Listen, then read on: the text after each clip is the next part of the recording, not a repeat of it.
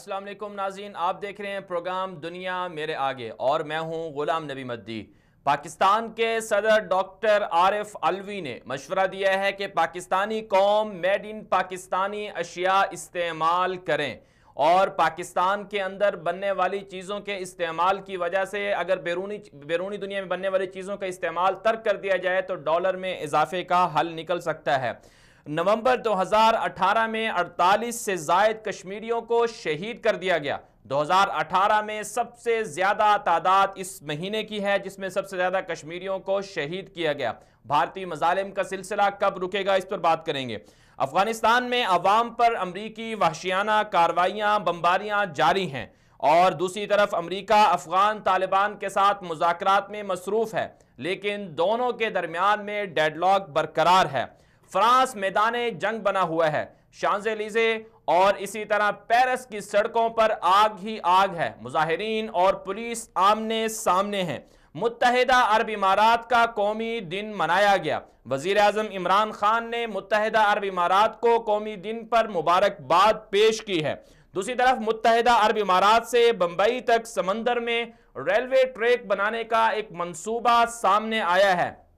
India کو مشرق وسطیٰ سے منسلک کرنے کا یہ بہت بڑا منصوبہ ہے جس پر بھی بات کریں گے۔ اسی طرح چین اور امریکہ کے درمیان تجارتی جنگ ختم ہو گئی ہے، عارضی طور پر 90 دن کے لیے اس جنگ کو روک دیا گیا ہے۔ ارجنٹائن میں چینی صدر اور امریکی صدر کے درمیان میں ملاقات ہوئی ہے، اس پر بھی بات کریں گے۔ سعودی عرب G20 کے 3 رکنی وفد میں شامل ہو گیا ہے۔ G20 کانفرنس بھی ختم ہو چکی ہے۔ G20 کانفرنس کے اہداف اور مقاصد کیا ہیں اور مستقبل میں اس کے اثرات کیا ہوں گے، اس پر بھی بات کریں گے۔ اسی طرح ایران میں ایک خاتون صحافی کو عدالتی فیصلوں کے حوالے سے تنقید کرنے پر 12 سال کے لیے جیل بھیج دیا گیا ہے۔ ایران میں انسانی حقوق کی تذلیل جاری ہے۔ توہین مذہب کی روک تھام کے لیے انڈونیشیا نے جدید ٹیکنالوجی کا استعمال کیا ہے۔ توہین مذہب کی روک تھام کے لیے ایک جدید ایپ بنائی گئی ہے جس کے ذریعے صارفین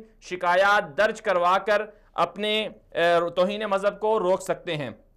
اگر بات کر لی جائے تفصیلاً کشمیر کے حوالے سے سب سے پہلے تو نومبر 2018 میں جو اطلاعات ہیں، جو رپورٹ ہے وہ یہ ہے کہ نومبر 2018 میں 48 سے زائد کشمیریوں کو بھارت نے شہید کر دیا ہے۔ یہ صرف وہ تعداد ہے جن کو بھارت نے شہید کیا، جبکہ زخمیوں کی تعداد ان گنت ہے اور اسی طرح ان میں بچے بھی شامل ہیں، خواتین بھی شامل ہیں، بچیاں بھی شامل ہیں۔ پیلٹ گنوں کا استعمال کیا گیا، انہیں زخمی کیا گیا اور پھر ہزاروں کی تعداد میں گرفتار ہونے والے الگ ہیں اور احتجاجی مظاہرے بھی ہوتے رہے نومبر کے اندر۔ اور اسی طرح اگر بات کر لی جائے بھارتی قبضے کے حوالے سے تو رواں سال تقریباً 250 سے زائد جو ہے 11 مہینوں کے اندر 250 سے زائد کشمیریوں کو بھارت نے اپنی بربریت کا نشانہ بنایا اور انہیں کشمیریوں کو شہید کیا۔ دوسری طرف سے اگر پچھلے 11 مہینے کی صورتحال کا جائزہ لے لیا جائے تو صورتحال یہ سامنے آتی ہے کہ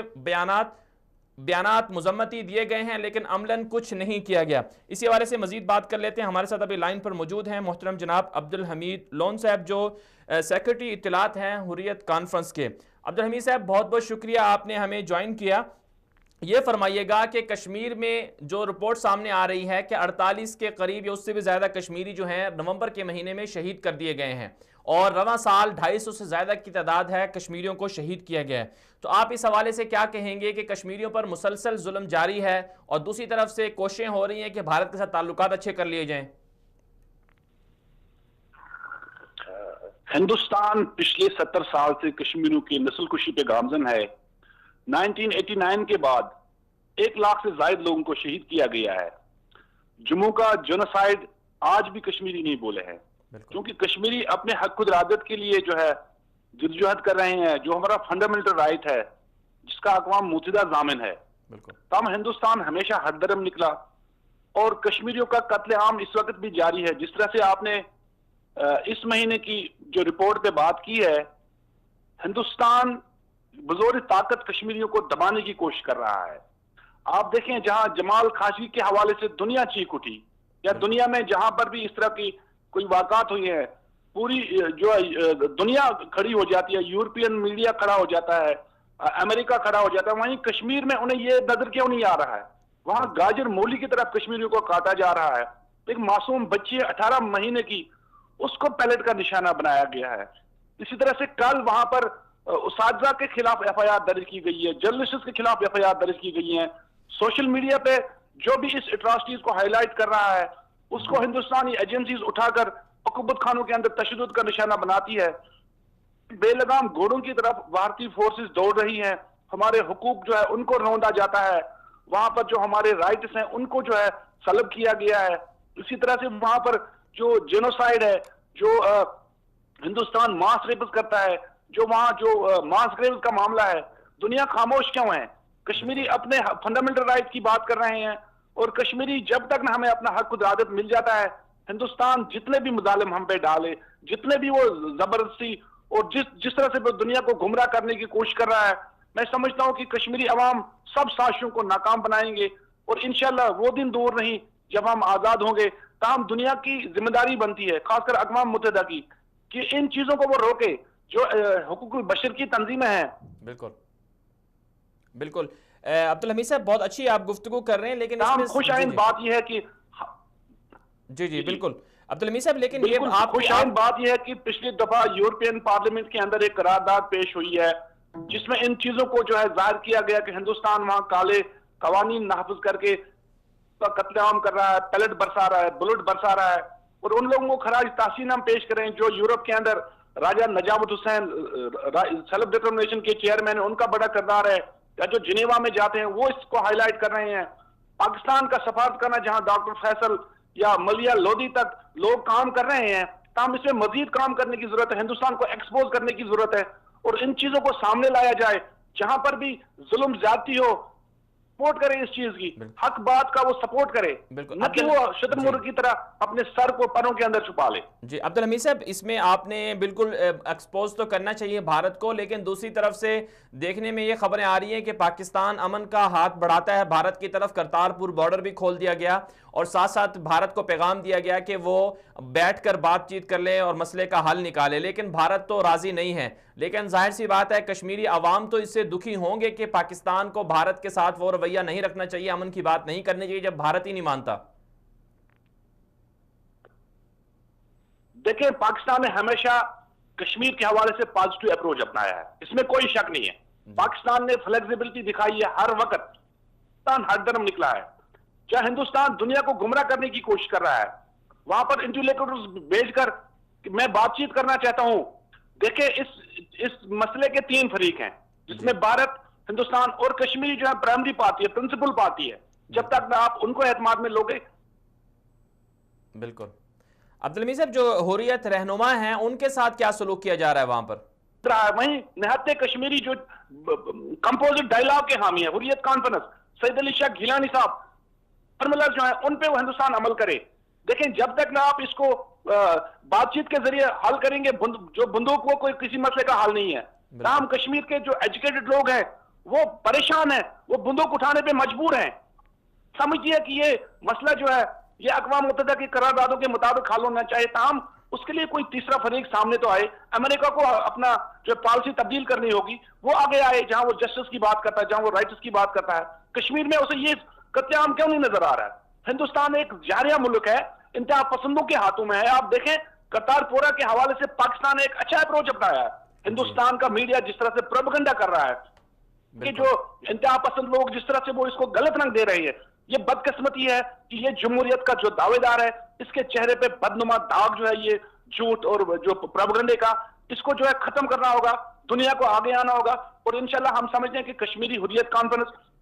ایک پیج میں ہے. ہم ہمیشہ کہتے ہیں کہ بات چیت ہو, ڈائلاگ کے ذریعے سے حل ہو مسئلہ, اور کمپوزٹ ڈائلاگ ہو. اس طرح نہیں, ہم ہندوستان کو راضی کرنا ہوگا, ہندوستان کو پریشرائز کرنا ہوگا, اور انشاءاللہ ہم دونوں فریق جو اس حوالے سے تیار ہیں. جی چلیں, بہت بہت شکریہ. عبدالحمید لون صاحب حریت رہنما تھے, اور اسی طرح حریت کانفرنس کے حوالے سے وہ اس کے سیکرٹری اطلاعات بھی ہیں, اور اس ضمن میں کشمیر کے حوالے سے آواز اٹھائی جاتے رہے. بدقسمتی یہ ہے کہ کشمیر کا مسئلہ پچھلے 70 سال سے الجھا ہوا ہے. کشمیری عوام قربانیاں دے رہی ہے, 1 لاکھ سے زائد کشمیری شہید ہو چکے ہیں, اور صرف 1 مہینے میں 50 کے قریب جو ہے کشمیریوں کو شہید کیا جا چکا ہے. چھوٹے چھوٹے بچے بھی اس میں شامل ہیں, اور اسی طرح خواتین بھی شامل ہیں, لڑکیاں بھی شامل ہیں, بچے بھی اسکول نہیں جا سکتے ہیں, سڑکیں بند ہیں, بہت زیادہ ظلم ہو رہا ہے، لیکن دنیا کو یہ ظلم دکھائی نہیں دے رہا ہے۔ پاکستان کو بھی اس پر اپنا بھرپور موقف اپنانا ہوگا، بھرپور کردار ادا کرنا ہوگا۔ کرتارپور بارڈر تو کھول دیا گیا، بھارت کو پیغام تو دے دیا گیا، لیکن بھارت مان نہیں رہا، تو بھارت کو پھر اسی کی زبان میں سمجھانا پاکستان کے لیے بہت ضروری ہے۔ جب بھارت ایک طرف سے پاکستان کے اوپر حملے کرنے کی بات کرتا ہے، فوجیوں کو مار دیتا ہے، چوکیوں پر حملے کر کے کشمیر میں روزانہ 2 سے 3 4 5 کشمیریوں کو شہید کیا جا رہا ہے، تو پاکستان کو بھی اسی زبان میں بھارت کو جواب دینا بہت ضروری ہے۔ بہرحال آگے بڑھتے ہیں، بات کرنی تھی افغانستان کے حوالے سے۔ بدقسمتی یہ ہے کہ افغانستان بھی اسلامی ملک ہے اور پاکستان کا پڑوسی ملک ہے، وہاں بھی امریکہ کی وحشیانہ بربریت جاری ہے، اور پچھلے 1 مہینے کے اندر جو صورتحال رہی افغانستان کی وہ بھی انتہائی افسوسناک رہی، کیونکہ بہت سارے لوگ جو ہیں دھماکے ہوئے، بڑے بڑے دھماکے ہوئے، اور لگ بھگ 200 سے زائد شاید جو ہیں وہ افغان شہید ہو گئے، اور امریکی بمباری سے عام عوام بھی جاں بحق ہو رہی ہے۔ اس پر مزید بات کر لیتے ہیں، اور بات یہ بھی کر لیتے ہیں کہ افغان طالبان اور امریکہ کے درمیان مذاکرات جو چل رہے ہیں اس میں ڈیڈ لاک بھی آ رہا ہے، تو وہ کس حد تک درست ہوگا۔ محمد قاسم صاحب اس وقت ہمارے ساتھ لائن پر موجود ہیں، انویسٹیگیشن رپورٹر ہیں، افغانستان کی صورتحال کو اچھی طرح سے دیکھتے ہیں۔ قاسم صاحب بہت بہت شکریہ، آپ نے ہمیں جوائن کیا۔ یہ فرمائیے گا کہ افغانستان میں جو وحشیانہ بمباری ہے وہ عام عوام پر کی جا رہی ہے، بہت سے لوگ بھی شہید ہو چکے ہیں، تو آپ نومبر کے مہینے کی جو رپورٹ ہے اس کو آپ نے دیکھا ہوگا کہ کتنے دھماکے ہوئے، کتنے افغان شہری جو ہیں وہ شہید ہوئے۔ نومبر میں مختلف علاقوں میں کارروائیوں، بمباریوں تقریباً 244 سے زائد واقعات ہوئے ہیں، لیکن گزشتہ منگل کو امریکہ نے ہلمند میں جو بمباری کی ہے اس میں عام لوگ نشانہ بنے ہیں۔ جی قاسم صاحب آپ آواز ڈرون حملے میں طالبان کے ایک معروف رہنما مولوی عبد الرحمان عرف عبد المنان کو 2 ساتھیوں سمیت نشانہ بنایا ہے۔ اس کے ساتھ ساتھ افغانستان میں سردیوں میں پہلی بار جنگ کو بڑھایا جا رہا ہے، اور اس کی بنیادی وجہ یہ ہے کہ افغانستان میں طالبان مسلسل دباؤ بڑھانا چاہتے ہیں، کیونکہ امریکہ چاہتے ہیں کہ افغانستان میں طالبان کے ساتھ 6 مہینوں کے اندر اندر جو سردیاں شروع ہوتی ہیں اس میں معاہدہ ہو جائے، لیکن طالبان اس کے لیے تیار نہیں ہے، اور اس کی بنیادی وجہ یہ ہے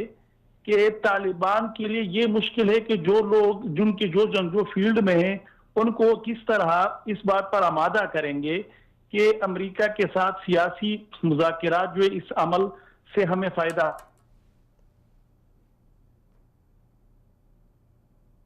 کرنے کے لیے امریکہ سے مہلت مانگتے ہیں، لیکن امریکہ چاہتے ہیں کہ 6 مہینوں کے اندر یہ معاملہ حل ہو جائے۔ دوسری جانب امریکی وزیر دفاع جیمز میٹس نے کہا ہے کہ اگر افغانستان میں طالبان کے ساتھ معاہدہ ہو بھی جاتا ہے تو ہم افغانستان سے اپنی فوج نہیں نکالیں گے، جس پر طالبان کا کہنا ہے کہ جب تک امریکی فوج افغانستان میں ہے وہ افغانستان میں لڑائی جاری رکھیں گے، چاہے اس کے لیے مزید 100 سال ہمیں لڑنا پڑے، تو اس سے مزید تشدد میں اضافہ ہوگا۔ جی قاسم صاحب آپ نے معاہدے کی ذکر کیا کہ 6 مہینے کی جنگ بندی کا معاہدہ ہونے جا رہا ہے، یا پھر 6 مہینے کے بعد امریکی فوج افغانستان سے نکل جائے گی؟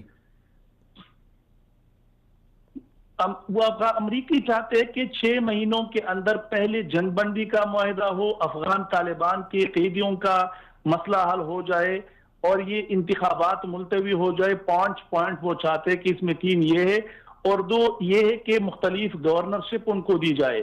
اور یہ جو حکومت ہے منتخب اس کو ختم کر کے اس کی جگہ ایک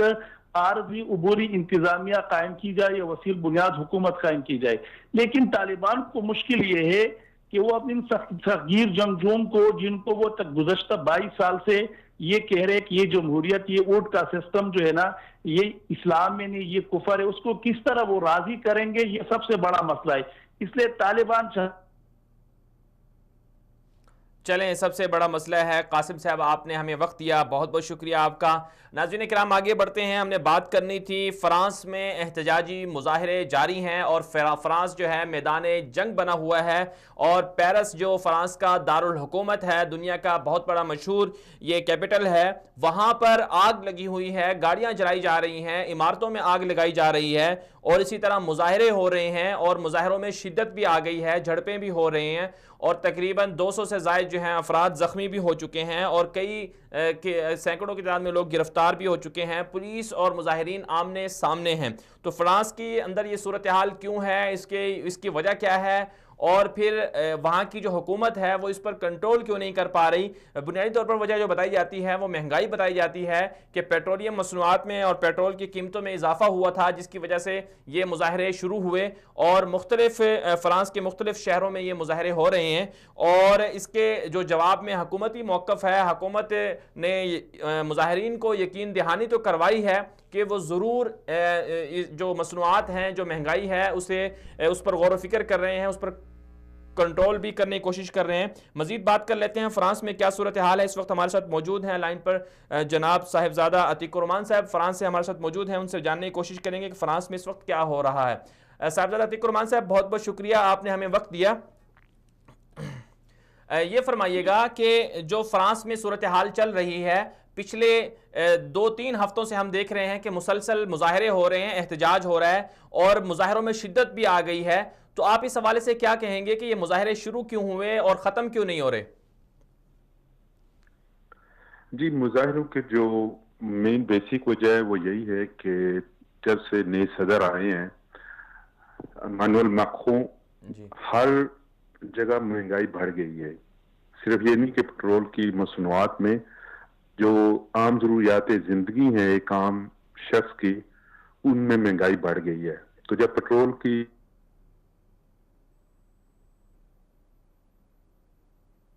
آخری دن کا ثابت ہوا, جو لوگوں کا جو غصہ تھا وہ پھر پھٹ کر باہر آ گیا. تو یہ سوشل میڈیا سے یہ بات شروع ہوئی کہ 17 نومبر کو پورے فرانس کو بند کیا جائے. اس میں کوئی مظاہروں کی بات نہیں تھی, کوئی صرف یہ تھا کہ گاڑیاں نہ چلائیں, بسوں پہ سفر نہ کریں, کوئی چیز نہیں خریدیں, پیٹرول پمپ پہ نہیں جائیں, 1 یورو خرچ نہ کریں تاکہ گورنمنٹ کو ٹیکس کی مد میں کوئی پیسہ نہ ملے. اسی حوالے سے پھر مظاہرہ آرگنائز ہوا, لیکن وہ پھر بڑھتے بڑھتے ایسا اتنا بڑا کہ وہ پرتشدد راستے اختیار کر لیے مظاہرین نے. خصوصی طور پہ لاسٹ ہفتے کو اور جو کل ہفتہ گزرا ہے اس میں جو فرانس کے دارالحکومت پیرس کی جو سب سے خوبصورت شاہراہ ہے, جس سے صرف 200 میٹر کے فاصلے پہ ایوان صدر ہے, جہاں پہ سب سے بڑے کاروباری مراکز ہیں, اس کے ارد گرد دنیا کی بڑی سفارت خانے ہیں اور جو سب سے بڑے برانڈیڈ ہیں جو کمپنیز ہیں ان کے جو شو روم ہیں, تو وہاں پہ بہت پرتشدد قسم کے مظاہرے ہوئے, جہاں پہ دکانوں کو, گاڑیوں کو توڑا گیا, آگ لگائی گئی, سڑکوں میں واٹر کینن اور آنسو گیس کا بے دریغ استعمال کیا, سینکڑوں کی تعداد میں لوگوں کو گرفتار بھی کیا گیا. لیکن یہ جو ایک سوشل میڈیا سے یہ شروع ہونے والی جو ایک اپیل تھی یا پورے فرانس میں پھیل چکی ہے, اور سب سے بڑی بات یہ کہ اس میں کوئی کسی بھی قسم کی جو سیاسی انوالومنٹ ہے وہ ابھی تک نہیں ہے. یعنی کہ بالکل جو عوام ہے انہوں نے حکومت کی طرف سے جو ٹیکسوں میں اضافہ ہے اور جو مہنگائی میں کمی نہیں لا سکی, اس کے خلاف سمجھے کہ عدم اعتماد کر دیا ہے. جی عتیق صاحب, یہ بھی بتائیے گا کہ کتنی مہنگائی میں اضافہ کتنا ہوا ہے, کتنے عرصے میں کتنا اضافہ ہوا ہے جس سے عوام پریشان ہے؟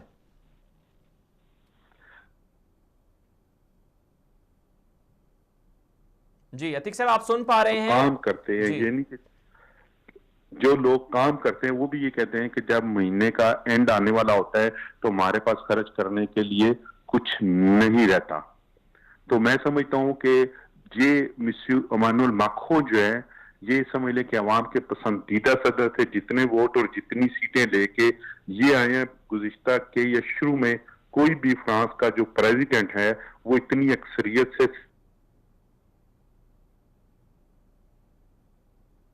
کہہ سکتے ہیں کہ 1-2 سال ہوئے تھے اس پارٹی کو بنے ہوئے, اور اس پارٹی نے تقریباً 2/3 اکثریت لی گزشتہ سال کے صدارتی الیکشن میں. اور بہت سارے لوگ جو تھے, ینگ لوگ تھے, جو اکثریت ان لوگوں کی پہلی دفعہ پارلیمنٹ میں آئی کہ جو اس سے پہلے کبھی بھی پارلیمنٹ نہیں آئے تھے, اور جو پرانے سیاستدان بڑے بڑے سیاسی برج جو تھے ان کو الٹا کے لے یہ لوگ آئے, اور ان کا نعرہ یہ تھا کہ یہ عوام کی پارٹی ہے اور یہ عوام کے لیے کچھ کرے گی. لیکن انہوں نے عوام کے لیے وہ کچھ نہیں کیا جو عوام کی سوچ تھی. اور میں سمجھتا ہوں کہ جس طرح یورپ پورے میں خصوصی طور پہ فرانس کی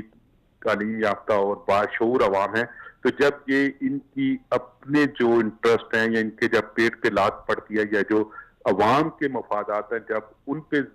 ضرب پڑتی ہے, تو یہ پھر جو سیاسی وابستگیاں ہیں ان کو چھوڑ کے اپنے لیے, اپنی نسل کے لیے اور پورے معاشرے کے لیے لوگ کھڑے ہو کے احتجاج کرتے ہیں. یہ ہماری پاکستانی عوام کی طرح نہیں ہے کہ کھانے کے لیے کچھ نہیں رہا, پینے کے لیے کچھ نہیں رہا, اکانومی کا بیڑا غرق ہو گیا ہے, معیشت ختم ہو گئی ہے, ڈالر 4 گنا بڑھ گیا ہے, لیکن عوام صرف اس وجہ سے نہیں کھڑی ہوتی کہ ہم یہ اس شخص کو ہم نے ووٹ دیے تھے, اس پارٹی کو ہم نے ووٹ دیے تھے, تو ہم اس کے خلاف کیسے احتجاج کریں. میں سمجھتا ہوں کہ فرانس میں عوام کی جو پارٹی ہے وہ سب سے پہلے ان کی اپنی ذات ہے. وہ جب دیکھتے ہیں کہ عوام کا اس وجہ سے نقصان ہو رہا ہے, عوام کے اوپر مہنگائی کا جو پہاڑ ہے وہ گر رہا ہے, تو وہ پھر سیاسی وابستگیوں کو ایک سائڈ پہ رکھ کے. جی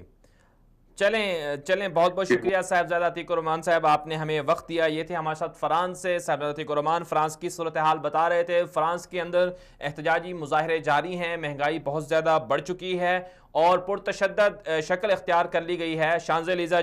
جو بڑا مشہور وہاں پر علاقہ ہے, وہاں پر بھی احتجاجی مظاہرے ہو رہی ہیں, عمارتوں کو آگ لگائی جا رہی ہیں اور گاڑیاں بھی جلائی جا رہی ہیں فرانس کے اندر. تو یہ صورتحال بن چکی ہے اور حکومت کی طرف سے جو بیان سامنے آیا ہے اس بیان کے مطابق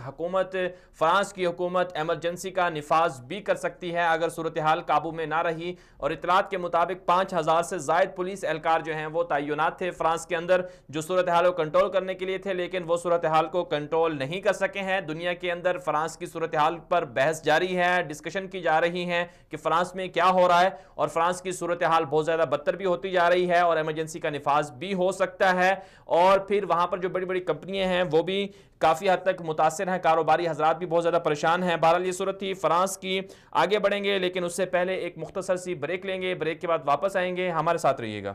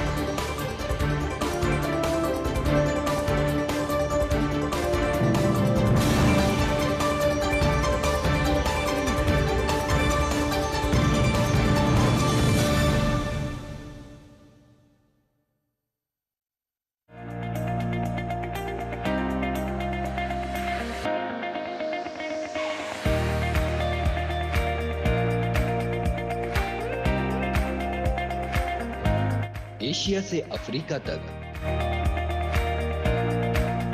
امریکہ سے یورپ تک،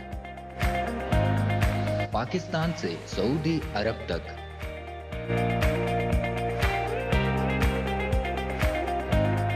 دنیا بھر کی تازہ اور مستند خبریں، بے لاگ اور منفرد تجزیات، سیاسی، سماجی اور معاشرتی پروگرامز، تجزیہ کاروں، دانشوروں، ماہرین اور مفکرین کی بہترین ٹیم،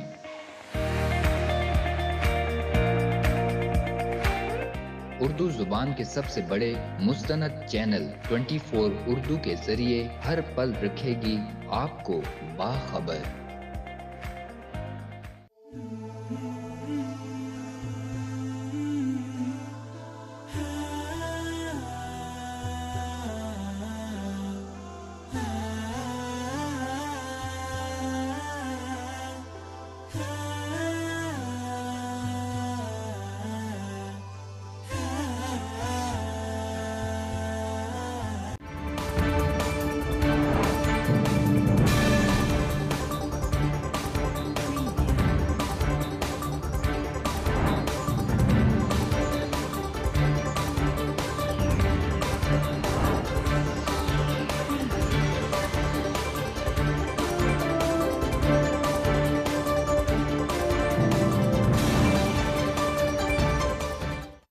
بیک ناظرین، بات کریں گے چین اور امریکہ کے درمیان جو تجارتی جنگ تھی اس حوالے سے 90 دن کا وقفہ آیا ہے۔ ارجنٹائن کے اندر چینی صدر اور امریکی صدر کے درمیان میں ملاقات ہوئی ہے اور اس ملاقات میں اتفاق کیا گیا ہے کہ 90 دن تک دونوں ممالک جو ہیں ایک دوسرے پر جو ٹیکسوں میں اضافہ ہے وہ نہیں کریں گے، اور 200 ارب ڈالر سے زائد کی بتایا جاتا ہے کہ درآمدات ہوتی ہیں امریکہ کے اندر چائنا سے، اور چائنا سے چیزیں بھیجی جاتی ہیں امریکہ میں۔ اور اس کے ساتھ ساتھ جو اس سے پہلے دیکھا گیا کہ دونوں ممالک ایک دوسرے کے خلاف تجارتی حوالے سے ٹیکسوں کا نفاذ کرتے رہے، پہلے امریکہ نے کیا، پھر اس کے بعد چائنا نے بھی کر دیا، تو یہ دونوں کی آپس میں جو اونچ نیچ ہے یہ چلتی رہی۔ لیکن اب ارجنٹائن میں جہاں پر G20 کانفرنس ہوئی تھی، اس کانفرنس کے دوران ملاقات ہوئی ہے امریکی صدر کے درمیان میں اور جو چینی صدر ہیں ان کے درمیان میں۔ ملاقات میں جو بتایا جا رہا ہے، جو رپورٹ ہے، 2 گھنٹے سے زائد کا جو یہ ایک میٹنگ تھی، اس میں کھانا بھی شامل تھا، اور اس دوران جو ہے اتفاق کیا گیا ہے کہ 90 دن تک کوئی مزید ٹیکس نہیں لگائے جائیں گے۔ چین اور امریکہ کی صورتحال آپس میں تجارتی کیسی ہے، اس پر مزید بات کر لیتے ہیں۔ ہمارے ساتھ اس وقت موجود ہیں جناب فرحان شبیر صاحب، جو سینئر اینکر پرسن بھی ہیں اور تجزیہ کار بھی ہیں۔ فرحان صاحب، بہت بہت شکریہ، آپ نے ہمیں وقت دیا۔ یہ فرمائیے گا کہ چین اور امریکہ کے درمیان جو تجارتی جنگ تھی وہ 90 دن تک موقوف کر دی گئی ہے۔ ارجنٹائن میں جو ملاقات ہوئی ہے اس میں اتفاق کیا گیا کہ 90 دن تک مزید کوئی ٹیکس نہیں لگائے جائیں گے۔ تو آپ دونوں ممالک کی تجارتی تعلقات کو کس طرح سے دیکھتے ہیں، اور مستقبل میں دونوں ممالک ایک دوسرے کے خلاف کیا مزید ٹیکس لگا سکتے ہیں، اور جو آپس میں تجارتی جنگ ہے اس کا کیا مستقبل ہوگا اور کیا حل ہوگا؟ بہت شکریہ آپ کا مجھے لائن پہ لینے کے لیے۔ دیکھیں، جو ابھی ملاقات بھی ہوئی ہے اس کے اوپر تو ساری دنیا کی نظریں لگی ہوئی تھیں، اور چین اور امریکہ کے درمیان یہ جو ٹریڈ، جو تجارتی جنگ کا آغاز ہوا تھا، تو اس کے حوالے سے تو پچھلے کئی مہینوں سے سارے معیشت دان، خود IMF کے بڑے جو عہدیداران سے لے کے ورلڈ بینک کے دیگر تمام معیشت دان ہی جو خبردار بھی کرتے آ رہے تھے، اور یہ بھی ایک طرح سے ٹرمپ بالخصوص اسی کا انیشیٹو ٹرمپ نے ہی لیا تھا اس تجارتی جنگ کے آغاز کا، اور اس سے پہلے سے ایک فضا جو بن رہی تھی امریکہ میں چین کو لے کے، تو ٹرمپ کو بھی سمجھاتے آ رہے تھے کہ اس جو تجارتی جنگ دونوں ممالک میں آپ دونوں کے درمیان ہوگی تو اس کے اثرات جو ایمرجنگ اکانومیز ہیں ان کے اوپر بڑے برے پڑیں گے، اور جب ویسے ہی دنیا ایک الگ میلٹ ڈاؤن کی طرف جاتی ہوئی نظر آ رہی ہے، اکانومک ریسیشن کی طرف جاتی ہوئی نظر آ رہی ہے 2008 کے، تو ایسی ٹریڈ جنگ کا چھیڑ تھا کہ ٹرمپ نے ڈیوٹیز لگا دی تھیں، اور 50 ارب ڈالرز کی چائنا سے ہونے والی امپورٹس مختلف جو تھیں ان کے اوپر 25% ڈیوٹیاں لگائی ہوئی تھیں، اور 200 ارب ڈالرز کے اوپر 10% ڈیوٹیاں یہ پہلے سے لگائی ہوئی تھیں۔ یہ جو اب ملاقات تھی آج جو جس ہم G20 کی ملاقات کی ہم بات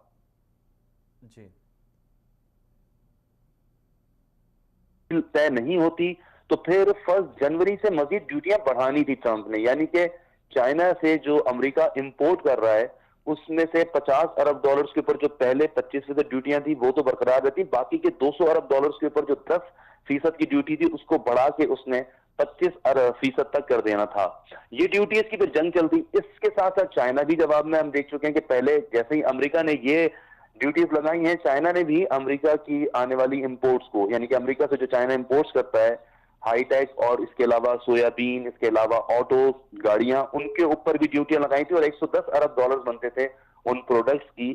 جن کے اوپر ڈیوٹیز لگائی تھیں۔ اب آج جو ملاقات ہوئی ہے اس کے اوپر بڑی نظریں تھیں، اور لوگ یہ سوچ رہے تھے، اور ٹرمپ چونکہ انپریڈکٹیبل ہے، ٹرمپ کے متعلق تو یہ کہا جاتا ہے کہ سمجھ میں ہی نہیں آ رہا کہ وہ ابھی ایک لمحے کے بعد اپنی کسی بات سے پلٹ سکتے ہیں، اس پہ جمے بھی رہ سکتے ہیں۔ اس G20 کی ملاقات کے بعد اب یہ بات سامنے آئی ہے کہ 90 دن تک فی الحال ایک سیز فائر آپ کہہ لیں اس تجارتی جنگ کا ہوا ہے، جس میں چائنیز جو وزیر خارجہ ہیں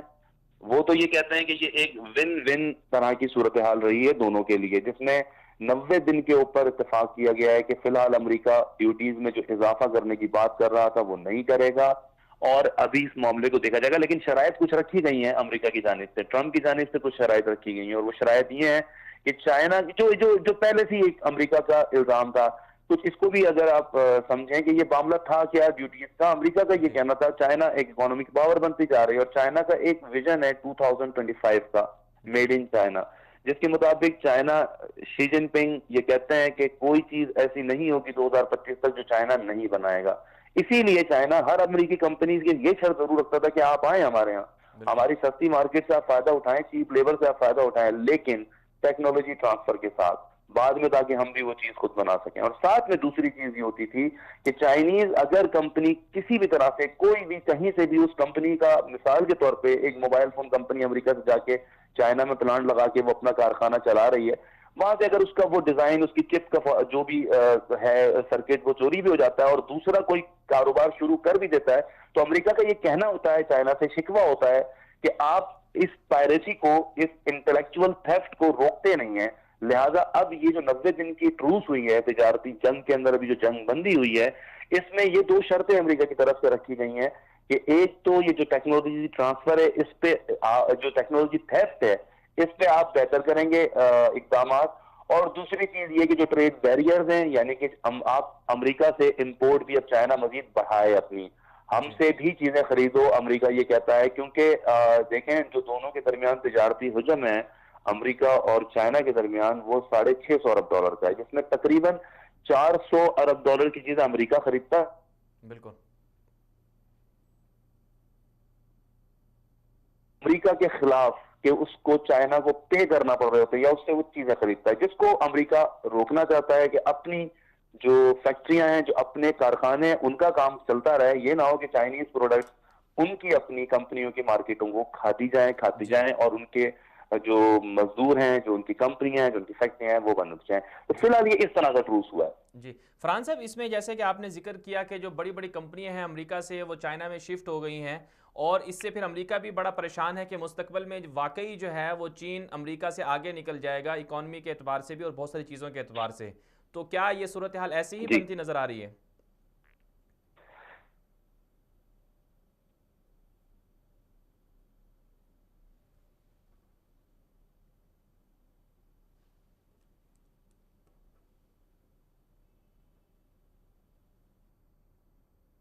غالباً فرحان شبیر سے ہماری کال رابطہ منقطع ہو گیا ہے. بہرحال آگے بڑھیں گے, مزید بات کریں گے کہ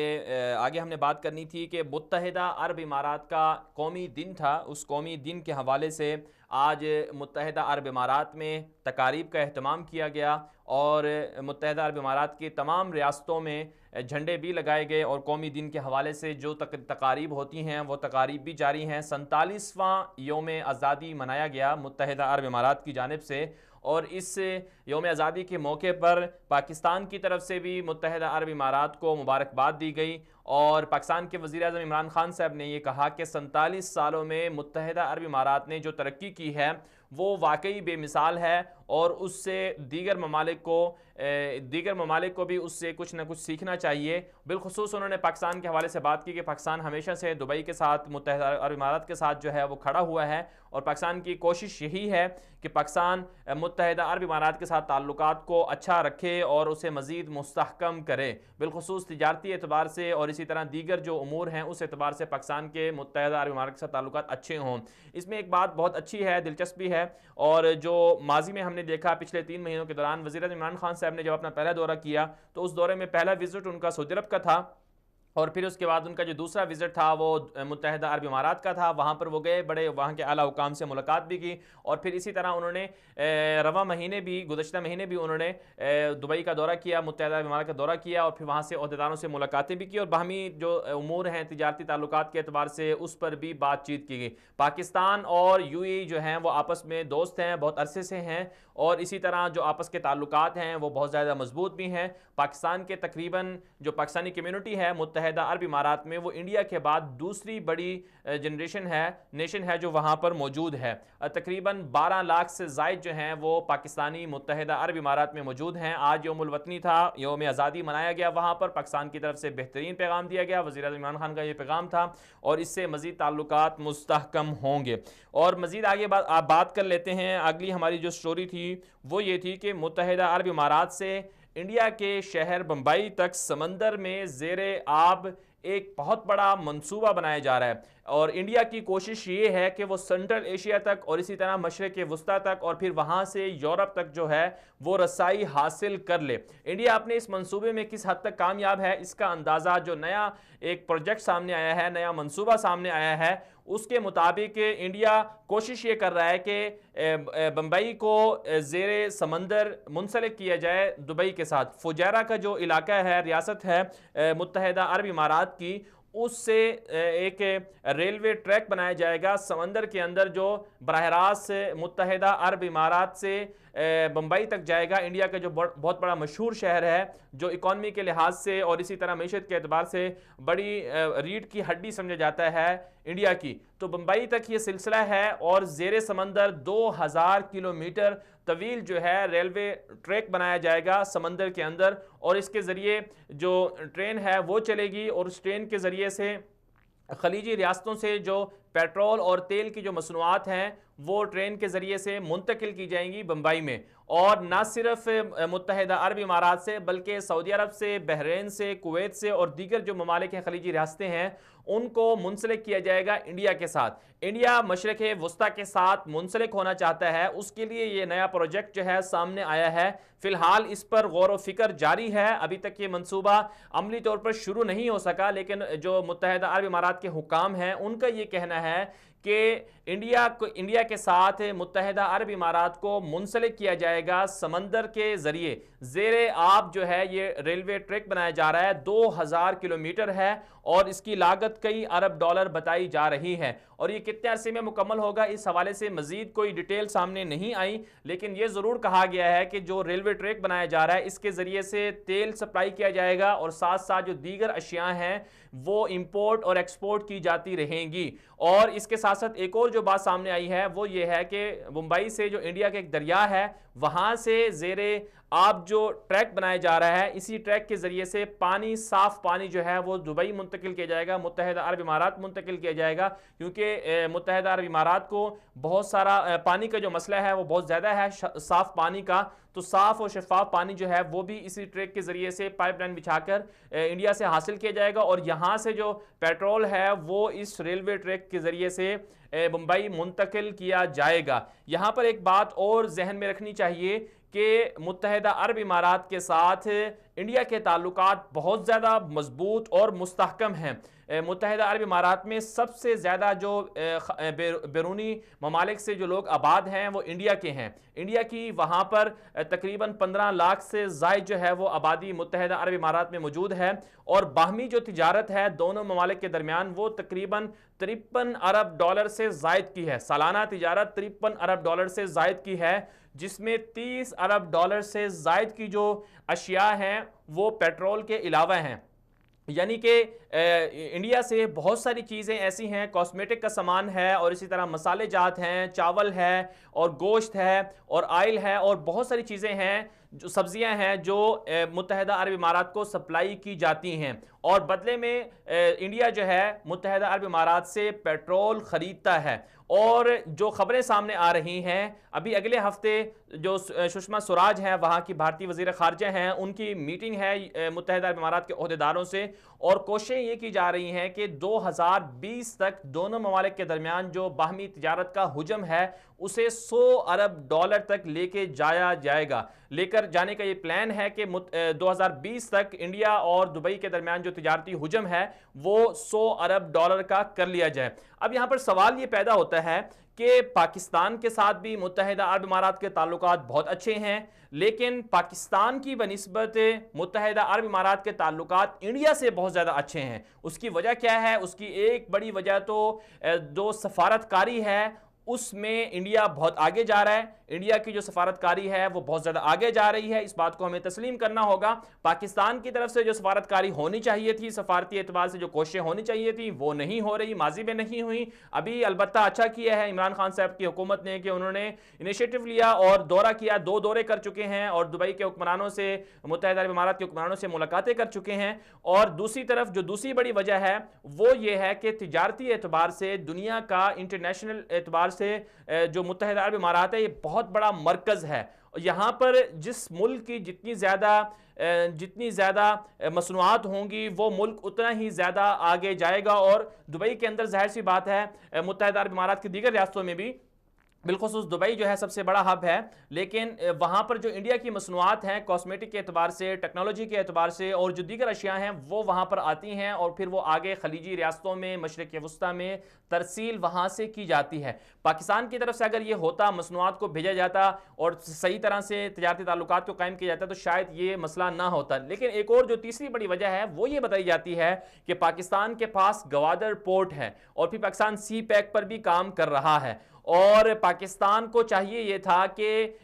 متحدہ عرب امارات کو پہلے کوشش تو کی گئی کہ ان کو بھی شامل کر لیا جائے، دعوت بھی دی گئی، لیکن عملی طور پر کچھ اس طرح کی سفارتکاری نہیں کی گئی کہ متحدہ عرب امارات کو مجبور کیا جاتا کہ وہ پاکستان کے ساتھ گوادر یا سی پیک میں شامل ہو جاتا۔ متحدہ عرب امارات یہ سمجھتا ہے کہ گوادر شاید متحدہ عرب امارات کے مستقبل کے لیے تجارتی اعتبار سے کوئی بڑا حریف نہ بن جائے جس سے ان کی جو تجارت ہے اس کو فرق آئے۔ یہ بہرحال اچھا فیصلہ کیا عمران خان صاحب نے کہ دورہ کیا، دبئی کا متحدہ عرب امارات کے حکمرانوں سے ملے اور ان کو قائل کیا کہ وہ سی پیک میں شامل ہوں، پاکستان میں سرمایہ کاری کریں۔ بہرحال انڈیا سے مشرق وسطیٰ، انڈیا کی کوشش یہ ہے کہ وہ نہ صرف مشرق وسطیٰ تک پہنچ جائے، خلیجی ریاستوں سے براہ راست منسلک ہو جائے، اور اس کے ساتھ ساتھ انڈیا کوشش یہ بھی کر رہا ہے کہ پاکستان کے سی پیک کے مقابلے میں وہ چابہار پورٹ میں جس طرح سے 55 ارب ڈالر سے زائد کی سرمایہ کاری کر چکا ہے، اور ساتھ ساتھ ان کی انڈیا کی یہ خواہش بھی ہے کہ وہ چابہار کے ذریعے سے سینٹرل ایشیا تک پہنچا جائے، جیسے کہ پاکستان نے سی پیک اس لیے بنایا کہ سینٹرل ایشیا سے پھر یورپ تک پاکستان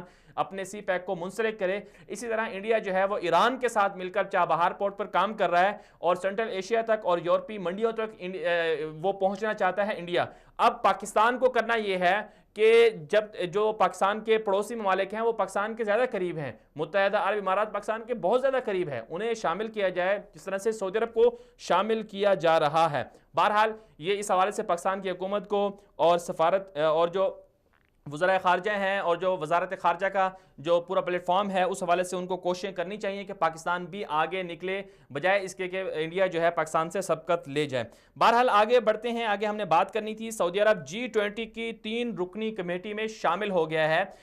G20 کانفرنس بنیادی طور پر ارجنٹائن میں 2 روزہ منعقد ہوئی، اور اس کانفرنس کا جو بنیادی ایجنڈا تھا وہ یہ تھا کہ دنیا کے اندر اقتصادی اعتبار سے، معاشی اعتبار سے جو اصلاحات ہیں عالمی تجارت کے حوالے سے ان پر غور و فکر کیا جائے، اور اس حوالے سے ارجنٹائن کے اندر یہ 2 روزہ کانفرنس منعقد ہوئی، اور اس میں دنیا کے جو 19 بڑے بڑے ممالک ہیں جو G20 کے رکن ہیں وہ شامل ہوئے،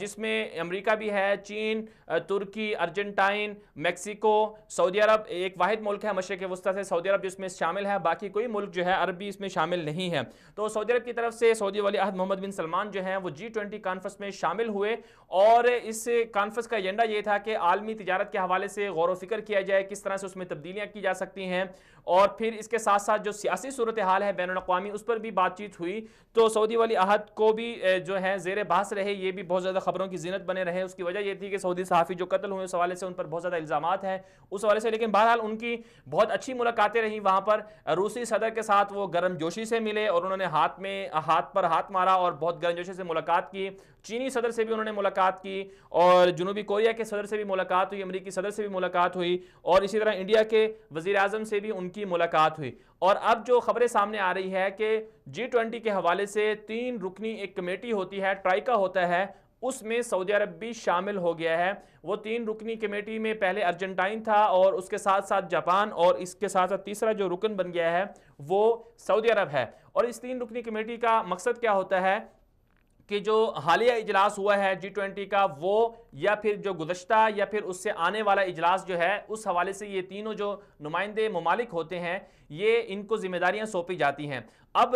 جو 2019 میں G20 کانفرنس ہوگی وہ جاپان میں ہوگی، اور 2020 میں جو G20 کانفرنس ہوگی وہ سعودی عرب میں ہوگی۔ سعودی عرب میں دنیا کے 20 بڑے بڑے ممالک جو دنیا کی 80% تجارت پر کنٹرول رکھتے ہیں وہ سعودی عرب میں جمع ہوں گے۔ بہرحال یہ سعودی عرب کی کامیاب سفارتکاری ہے جسے آگے بڑھانا چاہیے، اور اس کے ساتھ ساتھ جو سعودی عرب اور روس کے درمیان جو تعلقات ہیں وہ بھی اچھے ہونے جا رہے ہیں، اور خبریں یہ سامنے آ رہی ہیں کہ روسی صدر ولادیمیر پوٹن جو ہیں وہ آئندہ سال 2019 کے شروع میں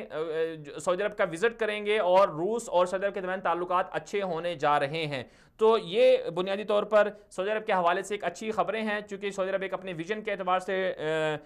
2030 ویژن کے اعتبار سے چل رہا ہے، اور تیل کی مصنوعات کے حوالے سے اپنی جو وسائل ہیں ان کو تیل سے ہٹ کر وہ دیگر اشیاء پر منتقل کرنے جا رہا ہے. یہ خبر تھی جس حوالے سے مزید سعودی عرب جو ہے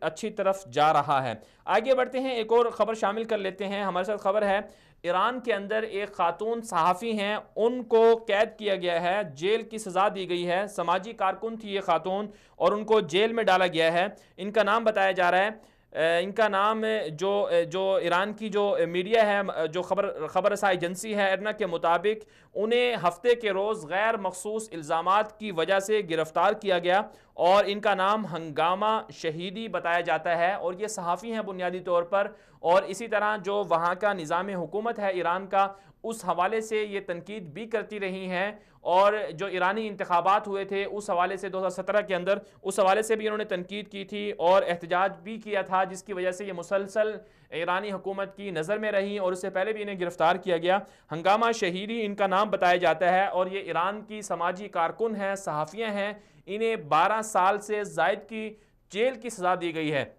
تو ایران کے اندر بنیادی طور پر ہوتا یہ ہے کہ وہاں کے نظام حکومت پر اگر کوئی بندہ تنقید کر لے تو وہ تنقید برداشت نہیں کی جاتی. جمہوری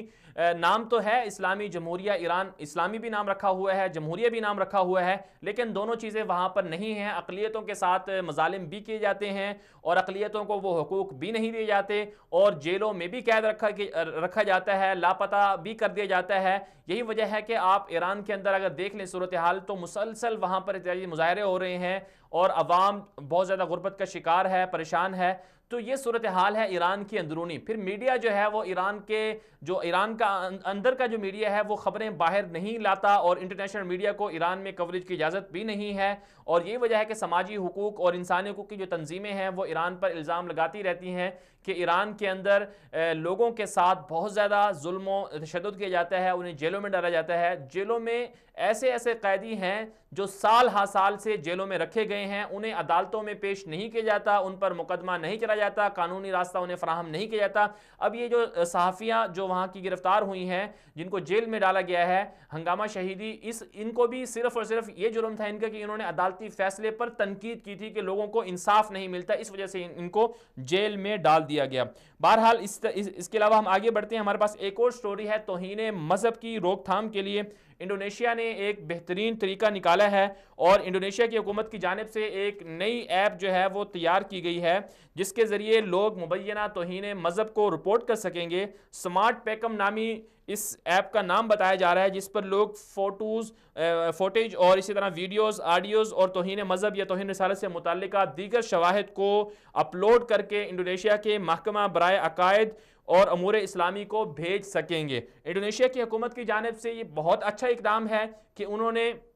جو جدید ٹیکنالوجی ہے اس کا سہارا لیا اور اس سہارے کے ذریعے ایک ایسی ایپ جو ہے متعارف کروا دی سمارٹ پیکم کے نام سے کہ جس کے اندر عقائد موجود ہیں, اسلام کے جو معلومات ہیں اسلامی حوالے سے وہ موجود ہیں کہ کون سا عقیدہ کیا ہے اور کون سی اسلامی تعلیمات کے خلاف اگر وائلیشن ہوتی ہے یا کوئی اس کے خلاف ورزی کرتا ہے یا اس کی توہین کرتا ہے, مذہب کی توہین کرتا ہے یا شاعر اسلامی کی توہین کرتا ہے, تو اسے رپورٹ کرنے کے لیے ہر بندے کو سہولت دے دی گئی ہے کہ وہ اس ایپ کے ذریعے اپنی شکایات درج کروا سکیں. اور پھر یہ جس جو محکمہ امور اسلامی ہے انڈونیشیا کا اس کی طرف سے بنائی گئی ہے. دوسری طرف سے جو سیکولر لابیز ہیں انڈونیشیا کے اندر وہ یہ کہہ رہی ہیں کہ اس سے جو اقلیتیں ہیں ان پر فرق پڑے گا, ان پر زد آئے گی اور اس سے انہیں ان کا استحصال کیا جائے گا. آپ کو یہ جان کر ناظرین کرام بہت زیادہ حیرت ہوگی کہ انڈونیشیا کے اندر 95% کہا جاتا ہے کہ وہاں کی آبادی مسلمان ہے اور انڈونیشیا دنیا کا سب سے بڑا اسلامی ملک ہے جس کی سب سے زیادہ آبادی جو ہے مسلمان ہے اور 225 ملین سے زیادہ وہاں کی آبادی ہے جو ساری کی ساری مسلمان ہے. اور دنیا میں دیکھا جاتا ہے حج کے موقع پر بھی اور عمرے کے موقع پر بھی کہ سب سے زیادہ انڈونیشیا کے حجاج کرام آتے ہیں. تو اب وہاں پر ہوتا یہ ہے کہ جو امریکہ ہے اور اسی طرح دیگر جو یورپین ممالک ہیں, مغربی ممالک ہیں, وہاں کی این جی اوز وہاں پر سرگرم ہیں, لوگوں کو اسلام سے دور کرنے کے لیے کوششیں کرتی ہیں اور اس طرح کے ہیلے بہانے تراشے جاتے ہیں کہ جس سے لوگوں کو اشتعال ہو. جس طرح سے پاکستان میں ہوتا ہے کہ توہین مذہب کر دی جاتی ہے, توہین رسالت یا ناموس رسالت صلی اللہ علیہ وسلم کے خلاف ایسی جسارت کر دی جاتی ہے جس سے پھر لوگ مشتعل ہو جاتے ہیں, لوگ احتجاج کرتے ہیں. تو اسی طرح کی صورتحال انڈونیشیا میں بھی ہے. توہین مذہب یا توہین رسالت کے حوالے سے انڈونیشیا کا جو قانون ہے وہ یہ کہتا ہے کہ 5 سال کے قریب جو ہے وہ توہین رسالت کے یا توہین مذہب کے جو مجرم ہیں اسے 5 سال تک قید رکھا جائے گا اور بھاری جرمانہ بھی عائد کیا جائے گا. انڈونیشیا کے ایک گورنر تھے جکارتا, جو انڈونیشیا کا دارالحکومت ہے, ان کی طرف سے ایک مرتبہ ایسا ہوا کہ انہوں نے گزشتہ 2 سال پہلے کی بات ہے کہ دارالحکومت جکارتا کے عیسائی گورنر تھے, انہوں نے توہین مذہب کیا جس پر انہیں 2 برس قید کی سزا دے دی گئی. کہا جاتا ہے کہ 50 سالوں میں یہ واحد عیسائی گورنر تھے جو جکارتا جیسے انڈونیشیا کے دارالحکومت کے صدر گورنر بن گئے, اور پھر انہوں نے توہین مذہب کے حوالے سے کوئی ایسی گستاخی کی جس پر انہیں 2 برس قید کی سزا سنائی گئی. بہرحال یہ اچھا فیصلہ ہے انڈونیشیا کی حکومت کا کہ انہوں نے جدید جو ہے ٹیکنالوجی کا استعمال کیا اور ایسی ایپ بنا دی سمارٹ پیکم کے نام سے جس کے ذریعے سے لوگ براہ راست جہاں کہیں بھی ہیں جو ثبوت دیکھیں, ویڈیوز کی صورت میں, فوٹیج کی صورت میں, تصویر کی صورت میں یا لکھائی کی صورت میں, اسے وہ اس ایپ کے ذریعے سے اوپر والے طبقے یا حکمرانوں تک پہنچا سکیں گے. یہاں پر ایک بات ذکر کرنا اور بہت ضروری ہے کہ جس طرح سے پاکستان میں قادیانی سرگرم ہیں اور قادیانی کی کوشش ہوتی ہے کہ وہ خود کو مسلمان ظاہر کر کے دھوکہ دے کر لوگوں کو اسلام سے دور کر لیں, اسی طرح انڈونیشیا کے اندر بھی قادیانی جو مشنری ہیں وہ بہت زیادہ سرگرم ہیں. قادیانی انڈونیشیا میں جاتے ہیں, وہاں پر پاکستان کا نام لیتے ہیں اور اپنے آپ کو پاکستانی شو کروا کر اپنے آپ کو یہ کہہ کر کہ ہم بھی مسلمان ہیں, وہاں کے مسلمانوں کو قادیانی بناتے ہیں. انڈونیشیا کے اندر بنیادی طور پر 6 مذاہب ہیں جن کو ریاستی اعتبار سے تسلیم کیا جاتا ہے. ہندو مت ہے, بدھ مت ہے, عیسائی ہے اور اسی طرح دیگر 3 مذاہب اور بھی ہیں. لیکن قادیانی چونکہ کوئی مذہب نہیں ہے, یہ بنیادی طور پر مسلمانوں کو دھوکہ دینے کے لیے ایک فرقہ بنایا گیا, ایک تنظیم بنائی گئی ہے جس کا مقصد مسلمانوں کو کمزور کرنا اور مسلمانوں کو اندر سے کھوکھلا کرنا اور مسلمانوں کو دنیا کے اندر مغلوب بنانا ہے. تو قادیانی انڈونیشیا میں جا کر وہاں کے مسلمانوں کو گمراہ کرتے ہیں, وہاں کے لوگوں کو اسلام سے ورگلاتے ہیں اور نعوذ باللہ مرزا غلام احمد قادیانی کے حوالے سے یہ کہتے ہیں کہ وہ مسیح تھے, یا پھر آخر میں جا کر وہ معاذ اللہ وہ نبوت کا بھی دعویٰ کرتے ہیں, کہتے ہیں کہ ان پر ایمان لے آئیں. تو یہ صورتحال ہے انڈونیشیا کے اندر. تو اس سلسلے کو روکنے کے لیے یہ جو ایپ بنائی گئی ہے یہ بہت کارگر ثابت ہوگی, اور اس حوالے سے اس فیصلے کو جتنا سراہا جائے اتنا کم ہے. بہرحال دنیا میرے آگے پروگرام میں آج کی ٹاپ سٹوریز کے ساتھ آج کے لیے اتنا ہی. اجازت دیجیے, اللہ حافظ.